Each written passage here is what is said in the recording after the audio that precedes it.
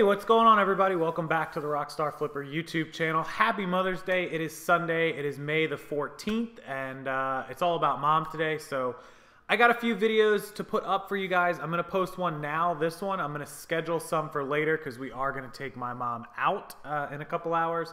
I hope you guys are taking your moms out or enjoying them at home and just spending time with your mom if you have a mom around.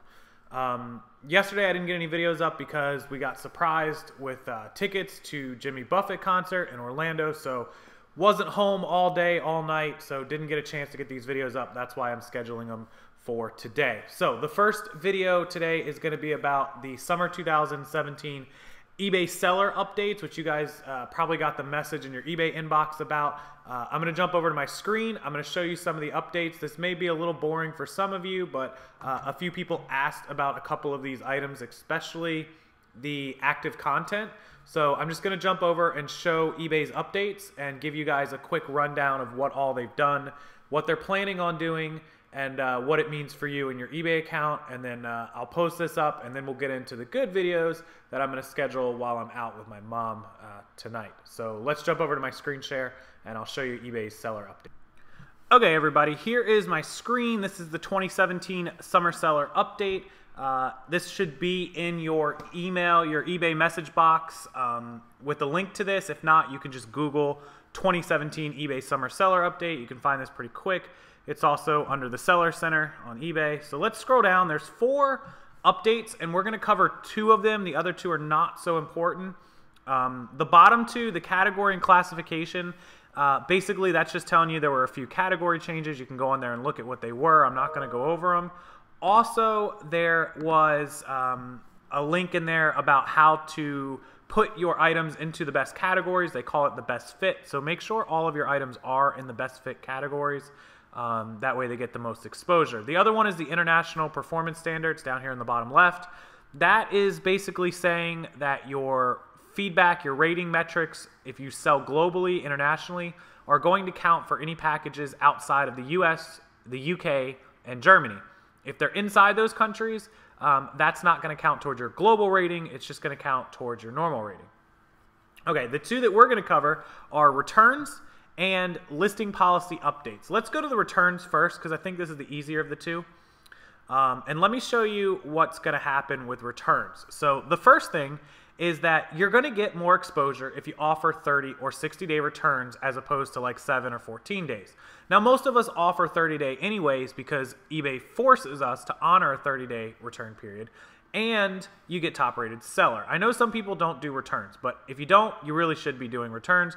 And if you're going to offer returns, what's the point of offering a 7 or 14 if you still got to honor a 30? You might as well offer the 30. Well, now eBay is giving you even more of motivation to honor the 30-day return policy by giving you more maximum exposure. Also, they're going to allow buyers to search by those return policies. The other thing that's going to affect it is if you do a restocking fee. You're not going to get as much exposure. I know some of you do restocking fees. I do not. Some of you don't. Some of you do. If you don't do the restocking fee, you'll get more search ranking because buyers don't want to have to pay a restocking fee. Now, I don't agree with this completely because if a buyer buys something, changes their mind, and returns it, they should have to pay that restocking fee. So I'm not a big fan of that, but it is what it is. They're just competing with Amazon and other websites like Walmart and whatnot. The other thing that I'm not sure on, and if somebody knows the answer or somebody wants to correct me, otherwise I'm going to have to email my guys at eBay. Do folks that offer, or sellers that offer a 60-day return get more exposure than a 30-day, or is it going to be equal? I know buyers may be more likely to buy from somebody with the 60-day over the 30-day, but my question is the algorithm inside of eBay going to lean towards the 60-day going higher than the 30-day? My guess is yes, but I'm not a big fan of offering 60-day returns. 30-day is all that you're required. It's all that's normal.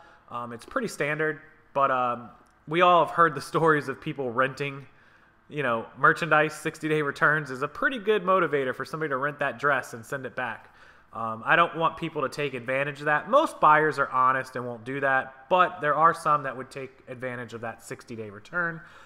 And I don't know if the buyers that would take advantage of that would outweigh the extra search engine rankings. Probably not, but I'm just not inclined to offer 60-day. I think I'm going to stick with my 30-day. Tell me what you guys think. Tell me if you're going to offer 30 or 60, how you feel about that. Leave it down in the comment section below, and I'll try to reply to as many as I can. But that's just my opinion on the returns. So that's what they're doing for the returns, the new updates. Hopefully that all makes sense to you. Let's take a look at the second part. This is the listing policy update. So this is going to be two-part. One is only use your eBay messages to communicate with buyers. That seems pretty silly, pretty simple, straightforward, pretty common sense, but some of you guys still try to send buyers messages with your email, your phone number, your social media. You can't do that because eBay thinks you're trying to go outside of eBay to complete a transaction, which a lot of people try to do to avoid the fees. You just can't do that. It's a big no-no, whether it's in a best offer or a message or a title or wherever it is, you just can't do that. So make sure you remove any contact information you have in any listings. If you have anything in your description box or your title or whatever, get rid of it all and don't send it in messages or best offer message box. Big no-no, and I have seen people lose their accounts over it, so don't risk your account for that. It's silly. The other part is the active content, which is the part that a lot of people didn't understand. And what is active content? So active content is anything that uses like JavaScript or Flash plugins or Adobe, anything like that, embedded videos, embedded GIFs or motion things. You can't have any of that in the description box. eBay announced in the fall of last year in 2016, about 9 months ago, that they weren't going to allow that anymore. And as of June, you won't be allowed to have any of that. They will remove your items and you can lose your account. The reason that they're doing that is because some of those mobile videos and embedded videos and whatnot, they cause mobile users to not be able to load the listing completely. And since, what's the number now, 70 or 75% of all buyers are mobile, that's bad. That's bad for eBay. It's bad for you. It's bad for business in general. So they're just going to do away with it. You just need a basic description with all the pertinent information. And that's pretty much it. So that's what active content is. If you have any, get rid of it. If you we're going to use it, don't use it. I know a lot of like eBay motors, like people selling cars, like to take videos and embed it. So that kind of sucks for them, but that's just the way it's going to be. And since most are mobile, they're going to do what works for the majority of the buyers. And I guess their search algorithm is kind of leaning away from that as well. So they want everything to be mobile friendly, and that's the way they're going to do it. So that's the updates from the summer 2017 update for sellers. And again, it's in your eBay message box. If you didn't get it, scroll down, you'll find it. Or you can just Google this, and you should have no problem finding it as well. I'll probably put a link to this down in the description box. So if you have any questions about it, any comments, please leave it down below. Tell me what you think, what you like, what you don't like. I know this might be boring to some of you, but hopefully it was informational to some of you guys. And other than that, that's what I got. If you guys need to follow me on social media, the links are down below in the description box. Hit the more button and it will expand. Also, all the links to any equipment that you might need or materials, poly bags or scale or lighting kit, all that's down below as well. And our Facebook group link, if you want to join the Facebook group and you're not a member yet, you can find that down below as well. Thanks a lot, guys. Have a wonderful day, and I'll be back with you a little bit later for video number 2. Thanks, guys.